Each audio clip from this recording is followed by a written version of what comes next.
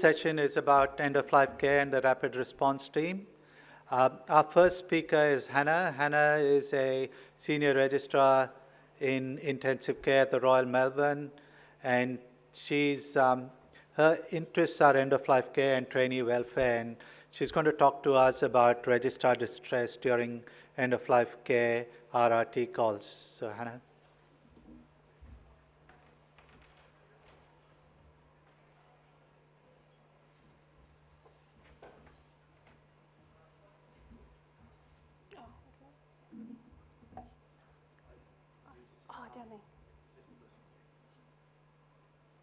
Okay, so thank you very much for having me here to speak today. I'm going to talk about registrar distress and end-of-life MET calls. A lot of focus has been on detecting deteriorating patients. However, we also need to assess what the impact of the MET team has on the welfare of the members. So we know that the MET system was designed to detect deteriorating patients and prevent preventable morbidity and mortality. However, the MET team are also diagnosing dying, initiating end-of-life care discussions, and documenting new limits of medical treatment. And this is occurring frequently. However, as opposed to standard MET calls, end-of-life care MET calls pose unique challenges, and this might have an impact on the well-being of the MET members. Now, there is been some uncertainty around end-of-life care discussions at MET calls, and that some patients who have been identified as a deteriorating patient might be having an irreversible deterioration. Farley et al., they developed a triage system that could be used to help determine what would be the best mode of treatment for these patients who are having irreversible deterioration.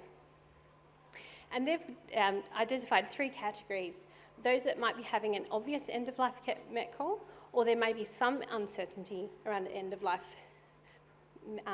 care, or whether this was definitely not an end-of-life care MET call. Now, we know that end-of-life MET calls are more likely to happen after hours, and there may be particularly uncertainty if their covering doctor is unfamiliar with the patient, or the limits of medical treatment haven't been documented, and those that come to assist them are unaware of what's the best mode of action.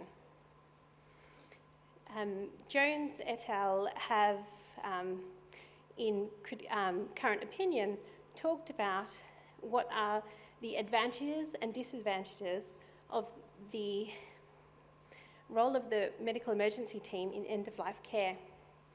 And one of the aspects that they discussed was the impact of the end-of-life care MET calls on the rapid response team staff. And in particular, that this could be disadvantageous because it's fatiguing, emotionally taxing. It can create a negative attitude in the staff, and that this is often occurring after hours when the staff levels are low. Now, these end-of-life care MET calls can actually be quite complex. You're arriving at the MET call and you're meeting a patient you're unfamiliar with. It's also not your home environment. We work in the ICU, and we're going to wards which we might not have worked on before. We don't know the staff there. We don't know where to find any of the equipment.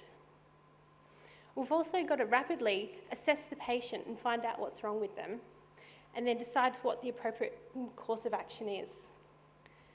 We then have to communicate this with the home team, and quite often the home team's just sending the intern or the resident, and that the surgical registrar is actually in theatre and unavailable. You also have to talk to the family members, and quite often they're not there at the bedside. You've got to find a phone somewhere to try and talk to them about difficult end-of-life care discussions. You've also got to make ethically challenging decisions, and sometimes you might be asked to do something that you think might be morally wrong.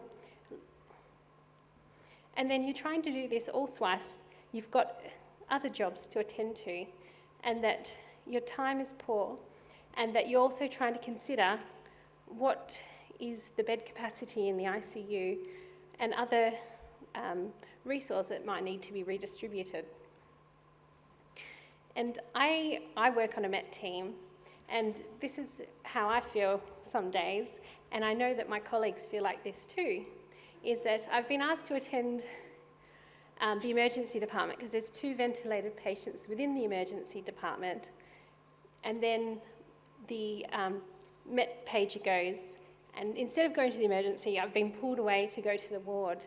And then you arrive, and you might see a patient who appears to be facing an end-of-life care issue, but they may be unprepared for this. And you're thinking, oh, I'm very busy, and now this is my problem. How come someone else hasn't dealt with this before now? So last year at the ANZICS Safety and Quality Conference, Dr. Callaghan presented her paper where they did a prospective observational audit of MET calls in a teaching hospital in Victoria.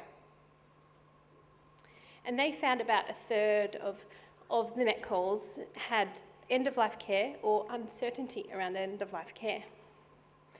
And they also found that quite often there was no discussion with the home teams, and that if there was discussion, it was mostly at a registrar level.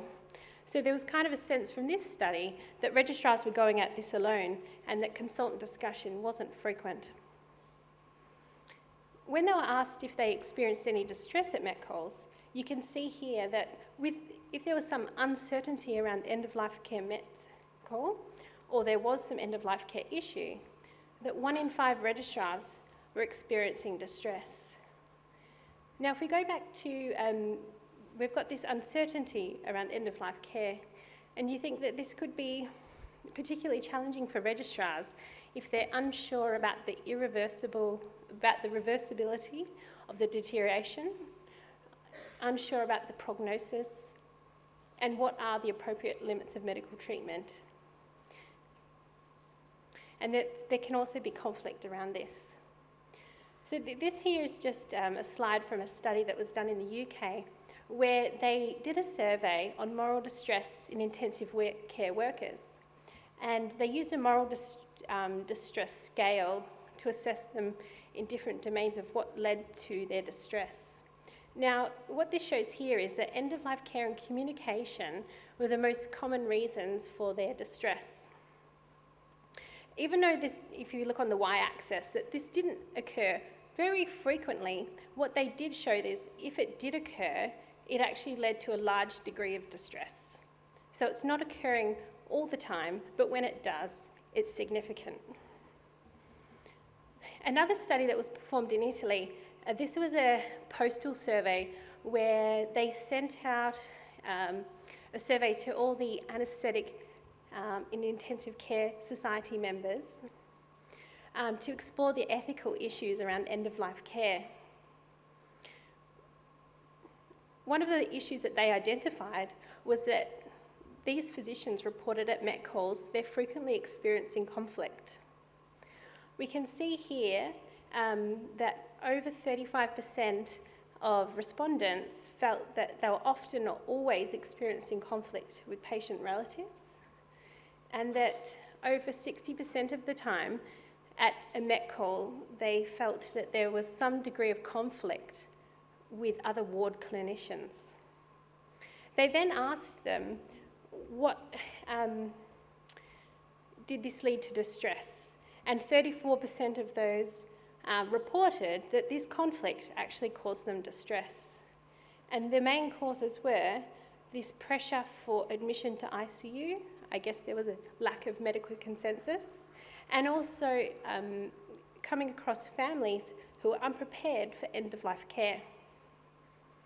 I've just presented in the other room today a project I've just completed with my supervisors, Daryl Jones and Jeff Presnell, where we've done an internet-based survey of intensive care trainees in Victoria to assess the issues which trainees are facing at end-of-life care MET calls.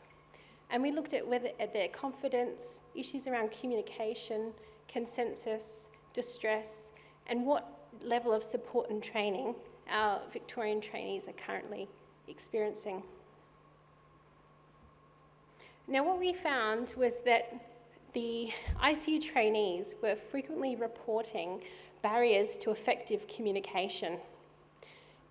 There was lack of access to private meeting rooms, that over 99% of respondents felt that it was common or very common for the patient at this point of time at the end-of-life care MET call to no longer be able to participate in end-of-life care discussions. Resource constraints and the lack of family or next of kin available at MET calls also led to concern about whether is this the right time to be having discussions.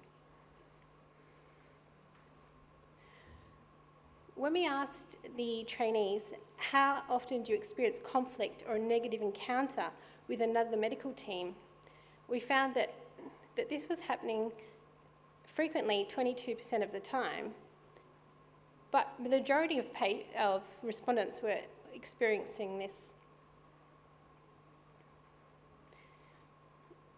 When we asked them, how often do you feel you have adequate senior support, 1/3 of the time, they were feeling unsupported. And when we asked, how often does the ICU consultant assist with an end-of-life care MET call, 2/3 of the time, 2/3 of the respondents said that this is only occasionally or rarely occurring. And then interestingly, when we asked about distress, we got similar results to the previous study where 20% of trainees reporting that they're experiencing distress at end-of-life care MET calls. We then asked them if they experienced distress, what was the most likely reason for that? And the common themes that we identified were that having the home team previously not discussed the poor prognosis, observing patient suffering, or again, the theme of conflict or a lack of consensus with the medical team. We then asked the trainees about their training. Whoops. And what we found is that only half of the trainees that are participating in MET calls have had formal training in METs or end-of-life care discussions, and that only 30% of them have had training in palliative care. So what's important is that we're actually going to work each day to look after the patients, and that we want to provide a safe and high quality end of life to our patients. And if we consider the safety and quality standards, if we're trying to deliver patient-centred end-of-life care and our patients are unable to participate in conversation, there seems to be a lack of teamwork and education and the importance of goals of care documentation prior to the deterioration of the patient. So in summary, the MET team is diagnosing dying, having end-of-life care discussions and documenting the limits of medical treatment. However, there's frequently experienced barriers to effective communication. There's conflict with home teams, and this might be having a negative impact on the wellbeing of the MET team. So I think when we're considering about resourcing of our MET teams, we should think about the welfare of our team members and ensuring we've got adequate senior support, that we need to improve the training of MET calls for our ICU trainees, and that we also need to work better with home teams to improve advanced care planning, reduce inappropriate MET team activation, and then with an aim to deliver high quality person-centred end-of-life care. Thanks.